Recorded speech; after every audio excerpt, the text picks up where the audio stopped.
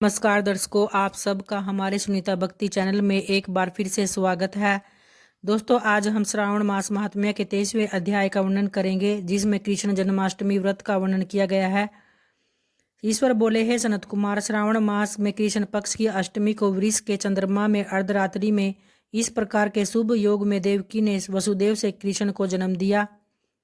युगादि तिथि के अनुसार मास का नामकरण होता है, अतः श्रावण कृष्ण अष्टमी को भाद्रपद अष्टमी समझना चाहिए। सूर्य के सिंह राशि में प्रवेश करने पर इस श्रेष्ठ महोत्सव को करना चाहिए। सप्तमी के दिन अल्प आहार करे। इस दिन दंत धावन करके उपवास के नियमों का पालन करे। जो मनुष्य केवल उपवास के द्वारा कृष्ण जन्माष्टमी का दिन व्यतीत करता है, वह 7 जन्मों में किए गए पापों से मुक्त हो जाता है। इसमें संदेह नहीं है। पापों से मुक्त होकर गुणों के साथ जो वास होता है, उसी को सभी भोगों से रहित उपवास जानना चाहिए। अष्टमी के दिन नदी आदि में निर्मल जल में तिलों से स्नान करके किसी उत्तम स्थान में देवकी का सुंदर सूतिका गृह बनाना चाहिए, जो अनेक वर्णों के वस्त्रों, कलशों, फलों, पुष्पों तथा दीपों से सुशोभित हो और चंदन तथा अगरू से सुवासित हो। उसमें हरिवंश पुराण के अनुसार गोकुल लीला की रचना करे और उसे बाजों की ध्वनियों, नृत्य, गीत आदि मंगलों से सदा युक्त रखे। उस सूतिका गृह में एक स्थान पर कन्या को जन्म दी गई यशोदा को भी कृष्ण के समीप रखे। साथ ही साथ हाथ जोड़े हुए देवताओं, यक्षों, विद्याधरों तथा अन्य देवयोनियों को भी लिखे और वहीं पर खड्ग तथा डाल दान करके खड़े हुए वासुदेव को भी लिखे।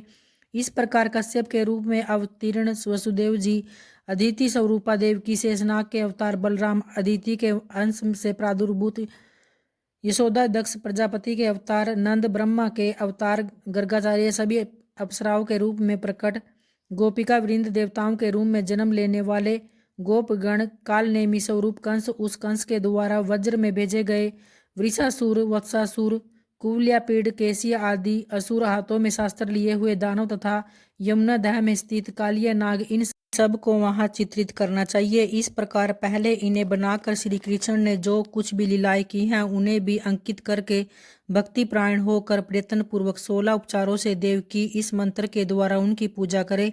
वेणु तथा वीणा की ध्वनि के द्वारा गान करते हुए प्रधान किन्नरों से निरंतर जिनकी स्तुति की जाती है, हाथों में श्रृंगारी दर्पण, दूर्वा, दधि कलश लिए हुए किन्नर जिसकी सेवा कर रहे हैं, जो शैया के ऊपर सुंदर आसन पर भली भांति विराजमान है, जो अत्यंत प्रसन्न मुखमंडल वाली है तथा पुत्र से शोभायमान है, वे देवताओं की माता तथा विजय सुता देवी देवकी अपने पति वासुदेव सहित शोभित हो रही है। उसके बाद विधि जानने वाले मनुष्य को चाहिए कि आदि में प्रणव तथा अंत में नमः से युक्त करके अलग अलग सभी के नामों का उच्चारण करके सभी पापों से मुक्ति के लिए देवकी, वसुदेव, बलदेव, नंद तथा यशोदा की पृथक पृथक पूजा करे। उसके बाद चंद्रमा के उदय होने पर श्री हरि का स्मरण करते हुए चंद्रमा को अर्घ प्रदान करे। इस प्रकार कहना चाहिए, हे श्री सागर से प्रादुर्भूत, हे अग्निगोत्र में उत्पन्न, आपको नमस्कार है। हे रोहिणीकांत, मेरे इस अर्घ को आप स्वीकार कीजिए। देवकी के साथ वासुदेव, नंद के साथ यशोदा, रोहिणी के साथ चंद्रमा और श्री कृष्ण के साथ बलराम की विधिवत पूजा करके मनुष्य कौन सी परम दुर्लभ वस्तु को नहीं प्राप्त कर सकता। कृष्णाष्टमी का व्रत 1 करोड़ एकादशी व्रत के समान होता है। इस प्रकार से उस रात पूजन करके प्रातः नवमी तिथि को भगवती का जन्मोत्सव वैसे ही मनाना चाहिए जैसे श्री कृष्ण का था। उसके बाद भक्ति पूर्वक ब्राह्मणों को भोजन कराना चाहिए और उन्हें जो अभिष्ट है गो, धन आदि प्रदान करे। उस समय यह कहना चाहिए, श्री कृष्ण मेरे ऊपर प्रसन्न हो। गो तथा ब्राह्मण का हित करने वाले आप वसुदेव को नमस्कार है, शांति हो, कल्याण हो, ऐसा कहकर उनका विसर्जन कर दे। उसके बाद मौन होकर बंधु बांधवों के साथ भोजन करना चाहिए। इस प्रकार जो प्रत्येक वर्ष विधि विधान कृष्ण तथा भगवती का जन्म महोत्सव मनाता है, वह यथोक्त फल प्राप्त करता है। उसे पुत्र, संतान, आरोग्य तथा अतुल सौभाग्य प्राप्त होता है। वह इस लोक में धार्मिक बुद्धि वाला होकर मृत्यु के बाद वैकुंठ लोक को जाता है। हे सनत कुमार, अब इसके उद्यापन का वर्णन करूंगा। इसे किसी पुण्य तिथि में विधि पूर्वक करे। एक दिन पूर्व एक बार भोजन करे और रात में हृदय में विष्णु का स्मरण करते हुए शयन करे। इसके बाद प्रातःकाल संध्या आदि कृत्य संपन्न करके ब्राह्मणों को स्वस्ति वाचन कराए और आचार्य का वर्ण करके ऋत्विजों की पूजा करे।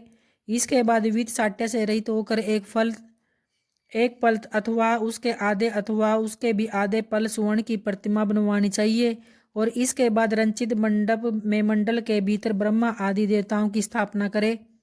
इसके बाद वहां तांबे अथवा मिट्टी का एक घट स्थापित करे और उसके ऊपर चांदी या बांस का एक पात्र रखे।